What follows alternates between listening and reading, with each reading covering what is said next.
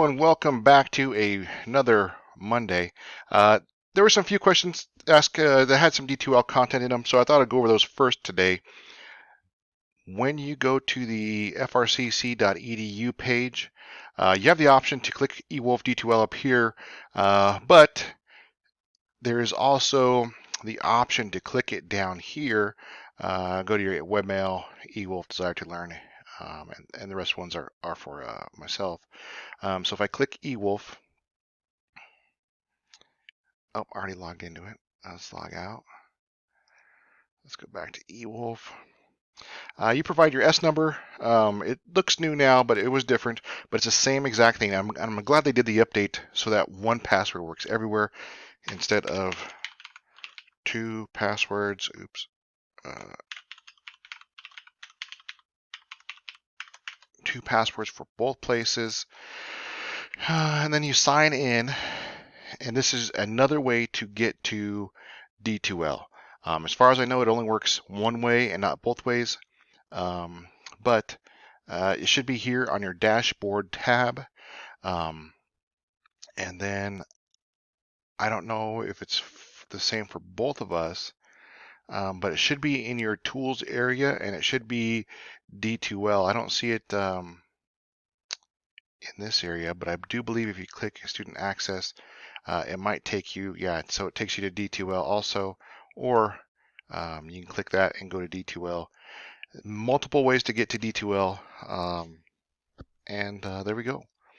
So if you ever, well, I guess it's all the same password now, but if you ever have any issues trying to get to D2L through going through the community college and this button here or this tab up here, you can do it the other way by going into eWolf. So let's see what we're looking at today. Two people have already been here. Today starts week 8, July 13th. We're diving into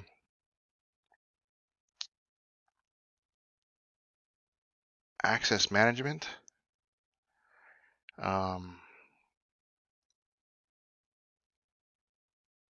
And access management, I thought we did something similar to this last week.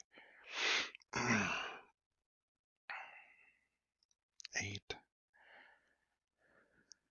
7. Oh, authentication.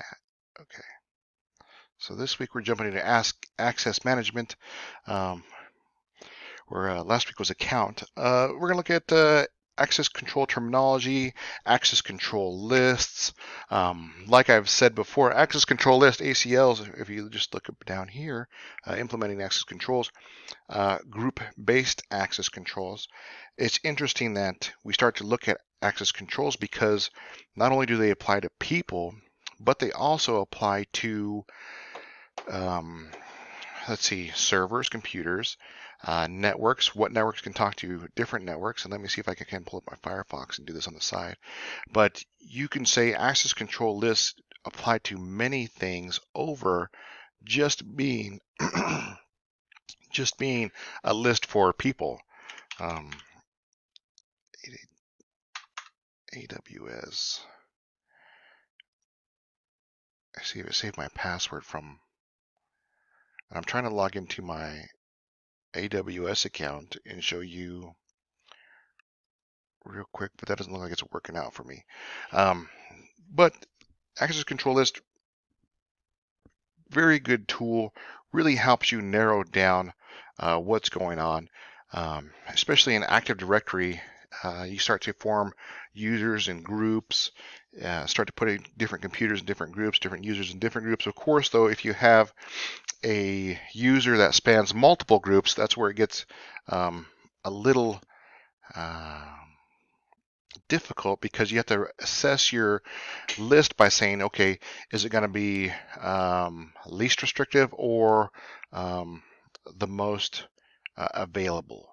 You know, how is this person going to operate and be able to do their jobs? I don't know, take back in 2000, what was that, like 16, 15, when I was doing both instructing and finishing off my bachelor's degree. I was both a student at Front Range and a faculty at Front Range. So every time I would open up something on the board for the printer, my printer account, you would see that I only had like I think you're allowed $10 or $15 per semester, and as a faculty, you're supposed to have $100 per semester, so that when you print out, it deducts from that $100 and not from that $15. But it always showed up my student account because that was the most restrictive in that case. So I only had to refill that once. It only came into issue once, but eh, definitely something to look at when you're looking through there. Managing access through an account management system. Once again, we're looking at like Active Directory, setting up an account, managing when that account phases out. A lot of accounts at Front Range never delete. They're just retired. So they're always there. They're just retired. We don't see that necessarily because you always want that accountability, that audit, that person was there. Best practices for access control, separation of duty, job rotation, mandatory vacation, clean desk policy. Once again, you don't want to have somebody doing the same job all the time, especially if it's a high security job. Usually rotate that out. And if you can't rotate that out, then they get mandatory vacations, allowing you to audit that position. And then just having a clean desk policy. My desk here at the house, since I'm kind of doing everything at the house, has gotten messy. And of course, that's probably not the best for access control. I know there's one password written down just because it's a 18-character password, that I wrote it down to help memorize it, but then I think it's underneath some stuff here on the desk itself. Here are server access services: Radius, Kerberos, Takas, LDAP, SAML, authentication framework protocols such as CHAP and PAP, MS CHAP, all ways to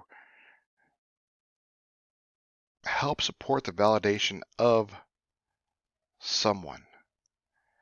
And it could be password, ticket, one-time password, all variations of that protocol. And that's all that's in this chapter. This chapter is a good chapter to learn about. Once again, it covers a lot of topics, and we don't dive real deep into these. Once again, if you take something, if you're taking another class higher up, you're going to get into security in that class and maybe go into an aspect of that class that requires a deeper dive into one of the topics that we covered. If you have any questions, reach out. I'll answer them. This week, I want to point out that you should start working on, this is week 8, you should start working on the security policy, and it's listed right down here. The only rubric for it is make sure that you list 2 security policies. Make sure that you have 2 security policies in your submitted example, and if you don't, I'll simply just leave you feedback on it. And let's dive into, I want to say NIST, but I don't think it's NIST.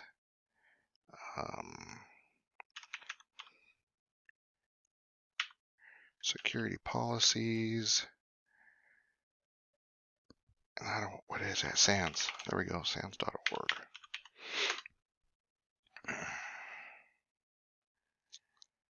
NASA, SANS.org. Here are some templates. So this is SANS.org, security policy template. I just did a quick Google search. You'll be able to do the same thing. Let's go 100 per page. These are all security policies that are in place, affect application, general, server, network, and retired. Let's look at the retired ones for now.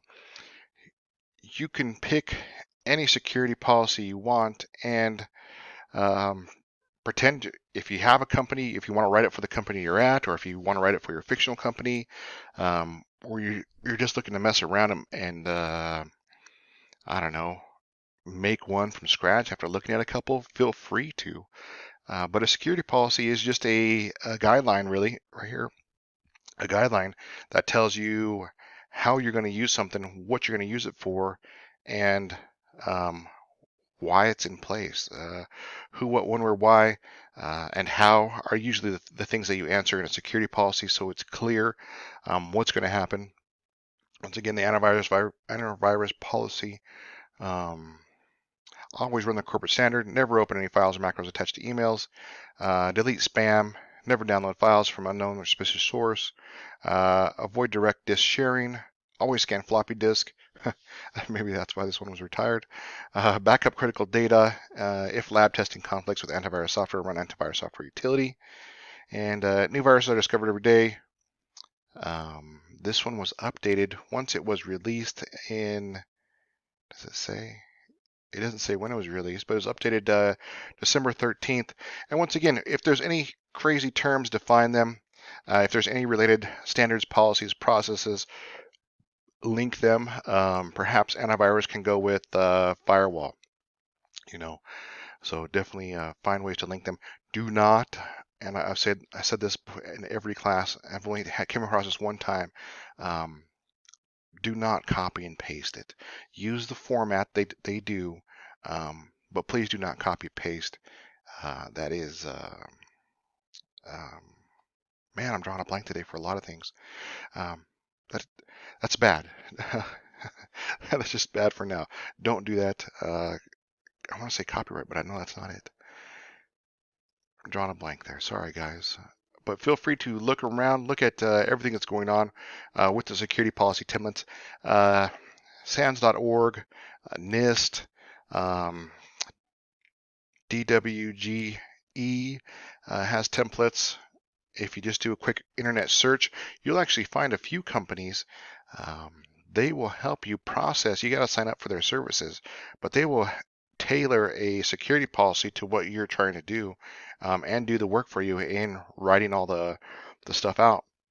I have had very few students do it that way, just because it's kind of automated. But feel free, that's still an option to do for you. So start working on that. We have this week and next week, and then we're done. Hopefully you guys are working out your Kaplans.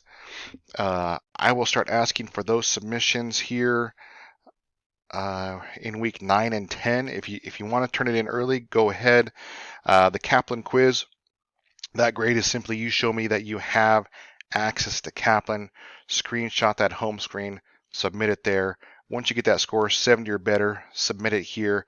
I'll go back and redo your test scores, and let's start preparing for the end. If you have any questions, once again, reach out to me. If you received a call from me, make sure you pay attention to what I spoke to you about in email or in person.